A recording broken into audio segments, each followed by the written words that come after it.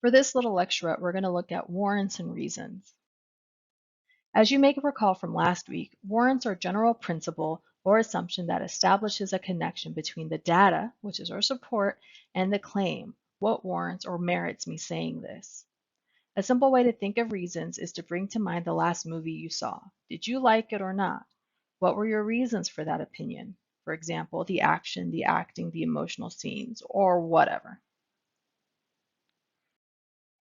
In academic writing, your reasons should be stated in a map alongside the thesis at the end of the introduction. Hence, a sample thesis and a map for the film example. The Hobbit is not a very good movie because it is of the unnecessarily long runtime, the shifts in tone, and the plastic look of the high frame rate cinematography.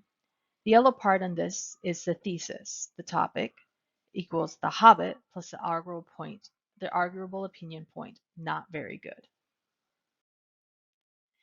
You can think of the map like a roadmap for readers. If you tell them that you will go to point X, your argument, and that you will visit places 1, 2, 3 along the way, your reasons that led you to X, then you shouldn't visit places 3, 1, and 7. If your essay ends up going in a different direction and you need to visit places 3, 1, and 7, then change your map to fit your new journey. With map points, you want to briefly forecast the supporting reasons and avoid too much detail. If the map points are too detailed, there starts to be development for a topic in two places in the essay. Instead, briefly forecast each point and then save the development of the point for the body of the essay. If you have many reasons to forecast for a longer piece of writing, they can be compressed or grouped. For example, in a shorter essay about smoking, I might forecast the cancer risk and the heart disease risk in the map. But if I have many reasons, I might group those two under something like health risks, but then to still discuss them separately in the body of the essay, one after the other.